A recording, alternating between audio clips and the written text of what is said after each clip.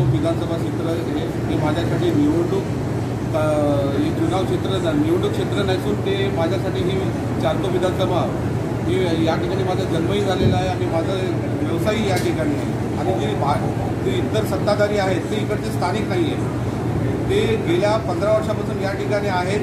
अजूनही त्यांना असं वाटत नाही आहे की आपण चारकोप करावं। त्यामुळे चारकोपची समस्या यांना काय माहिती आहे। आज आम्ही लोकांकडे जात असताना चारकोप सेक्टर 1 सेक्टर 2 गाव या ठिकाणी मी डोर टू डोर लोकांच्या घरात जाऊन त्यांच्या समस्या ऐकत होतो।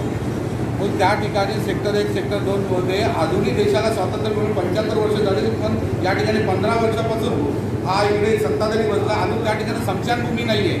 लोकांना 3 किलोमीटर लांब दानगोरवाडीमध्ये यावं लागतं। त्या ठिकाणी पाण्याची समस्या अवेळी पाणी येते, मग हे करतात काय सत्ताधारी। त्याच्यानंतर त्याच्या पुढे आलो स्लममध्ये गणेशनगर गांधीनगर हा जो भाग आहे, या ठिकाणी लोकांच्या समस्या एसआरच्या माध्यमातून विकास काम चालू आहे, परंतु या ठिकाणी छोटे छोटे कारखाने हे कारखाने टिकते। तुम्ही एकीकडे बोलता 2 करोड लोकांना वर्षाला नोकऱ्या देऊ आणि त्याच्यानंतर हे चुनावी जुमले आहे असं करून टाळलं, लोकांच्या भावनाशी खेळलं आणि या ठिकाणी आहे ते रोजगार जायची वेळ आली। तर एसआरमध्ये असं काही धोरण आखण्यात यावं की हे लघुउद्योग जिवंत राहिले पाहिजे, इकडचा रोजगार जिवंत राहिला पाहिजे। यासाठी याची प्रयत्न केला नाही, मला तर प्रयत्न करायचा आहे। या ठिकाणी तुम्ही बोलता की 2022पर्यंत लोकांना मोफत घरे देऊ, म्हणजे अजूनही 10 वर्ष झाले लोकांची एसआरमध्ये पात्रता निश्चित होत नाही। त्यांना काही काम करायचं नाही आहे लोकांसाठी, फक्त आश्वासन खोटी आश्वासन द्यायचे आहेत हे त्यांचं काम आहे।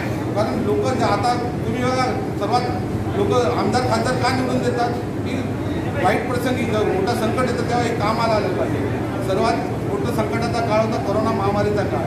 कुठे होते बाबा हे आमदार खासदार? घरात बसलेले, त्यावेळेस महाराष्ट्र सैनिक रस्त्यावरती उतरलेले। आज कोकिलाबेनमध्ये पुढे करोना काळामध्ये एक व्यक्ती तिथे ॲडमिट होता, त्याच्या घरच्यांनी 7-1 लाख रुपये दागिने बिगिने विकून भरलेले, त्यानंतरही त्याचं निधन झालं। त्याच्यानंतरही ते हॉस्पिटलवाले त्याकडे 9.25 लाख रुपये द्या तेव्हा तुम्ही डेड बॉडी देणार। आता विचार करा माणूस काय करणार। अशा वेळेस तो घर विकायला निघाले। मला कळल्यानंतर माझ्या सहकार्याने जाऊन तिथे सकाळी 11 वाजता जाऊन रात्री 11 वाजेपर्यंत तिथे वाद करत होतो।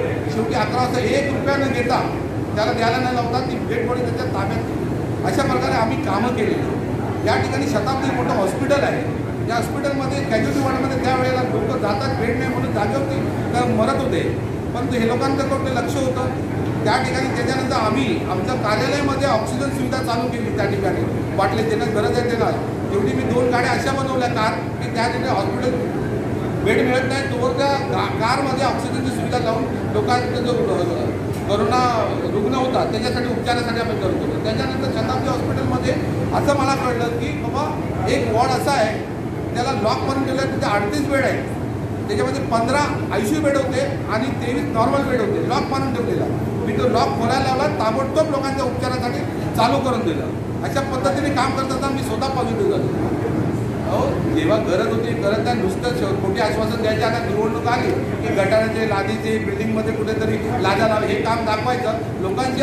मला कळत नाही लोकांना असं दाखवतात घाबरवतात की जसे खिशातले पैसे देऊन करतात, अगर हरले तर हे काम असं हातोट राहणार। कोणी आमदार जेव्हा जिंकतो तर त्याला फंड पास होतो, तो फंड त्याला खर्च उद्या आम्ही झालं तर आम्हालाही करायचं आणि ते काम चालू आहे तेही पूर्णच होणार आहे।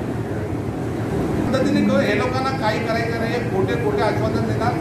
या ठिकाणी बस आता निवडणूक आली बस पैशाला वाटतं पाहिजे, पण आता लोक परिवर्तन होणार आहे, लोक बदल मागतात। कारण मी तिथे जाताना लोकांमध्ये तो उत्साह दिसत होता की आता हे लोक बदल मागतायत। आता मी फक्त तुमच्या माध्यमातून अजून लोकांना एक अपील करतो, तुम्हाला डोर टू डोर अजून जायचं होतं, पण तुम्ही आता फक्त उद्याचा 1 दिवस राहिलेला मी तुमच्याकडे पोहोचू शकत नाही। पण तुम्हाला सांगतो आहे माझा जन्म इकडे झालेला, चारकोपच्या समस्या मला जवळून माहिती आहे। तुमचा चारकोपकरांचा आवाज म्हणून मला जायचं आहे। तर पोरांना रोजगाराची वार्ता केली, 2 करोड रोजगार देणार। इथं चारकोप इंडस्ट्री आपल्या चारकोपची ओळख चारकोप इंडस्ट्रियल इस्टेट होती।